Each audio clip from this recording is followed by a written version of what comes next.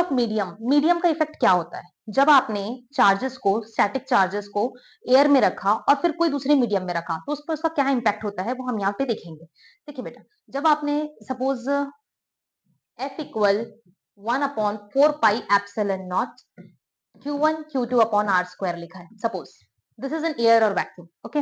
अब इसी को अगर आप किसी मीडियम में प्लेस्ड करते हैं तो यहाँ पर आप एप्सिलॉन आर यूज करते हैं। So from this equation you can relate that force is inversely proportional to dielectric constant.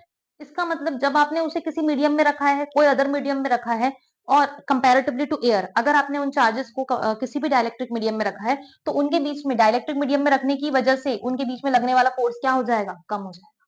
This is the thing, this is the effect of medium, you have to understand कि जब भी कोई दो charges रखे हैं और वो एयर में रखे हैं, तो उनके बीच में जो फोर्स लग रहा है वो कंपैरेटिवली ज्यादा होगा अगर आप उसको किसी डायलेक्ट्रिक मीडियम में रखते हो। Why? Because F is inversely proportional to relative permittivity. Inversely proportional होता है उसके, जो उनके बीच में लग रहा है, दोनों चार्जेस के बीच में force. Now we can see a numerical on it.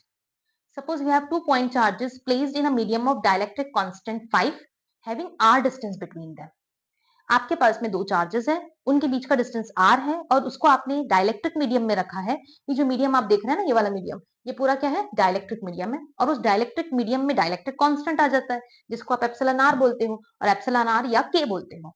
तो यहाँ पे एप्सिलॉन आर या के की वैल्यू कितनी है आपके पास में? 5 दी हुई है, और उनके बीच में एक फोर्स एक्ट हो रहा है। That force is nothing but F, electrostatic force. आपको ये बताना है, अगर सेम चार्जेस को अगर हमने सेम डिस्टेंस पे एयर में रखा या वैक्यूम में रखा, तो उनके बीच में जो फोर्स लगेगा वो कितना होगा, ये आपको बताना है। तो हमने लिख लिया, हमारे पास में F मीडियम जो डायरेक्ट्रिक कांस्टेंट दिया है, उस बेसिस पे हमारे पास में फॉर्मूला क्या बनेगा? 1/4 pi epsilon not K epsilon r same thing, Q1 Q2 upon r square. Now you have to place the value of k because it is given in your question. You have to write here 5 Q1 Q2 upon r square. Name it equation number first. Now the next.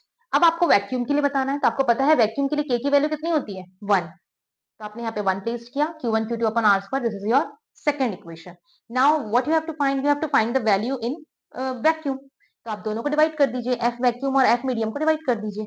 जब आप इस पूरी equation को divide करेंगे, second divided by first करेंगे, तो आपको क्या बचेगा आपके पास में? 1/1/5, बिकॉज सारे टर्म सिमिलर है। Q1 Q2 r स्क्वायर पूरा कैंसिल हो जाएगा, 4 pi epsilon not 4 pi epsilon not cancel हो जाएगा, this 5 goes up and F vacuum is equals to, ये 5 ऊपर जाएगा, F मीडियम उससे मल्टीप्लाई हो जाएगा। इसका मतलब जब आप किसी भी ऑब्जेक्ट को वैक्यूम में रखते हो, तो उसका फोर्स उनके बीच में जो लगता है वो उसके k टाइम्स हो जाता है। तो यहाँ पे आप बोल सकते हो कि आपके पास में फोर्स जो था उसकी वैल्यू, यहाँ पे F मीडियम की वैल्यू जो थी उसको आपने किससे मल्टीप्लाई किया? डायलेक्ट्रिक कांस्टेंट से। डायलेक्ट्रिक कांस्टेंट कितना था? 5। तो it becomes F vacuum is equals to 5 times normal में जो जितना एयर में होता है उससे वो 5 गुना हो गया, क्योंकि डायलेक्ट्रिक कांस्टेंट की वैल्यू आपको कितनी दी थी? 5।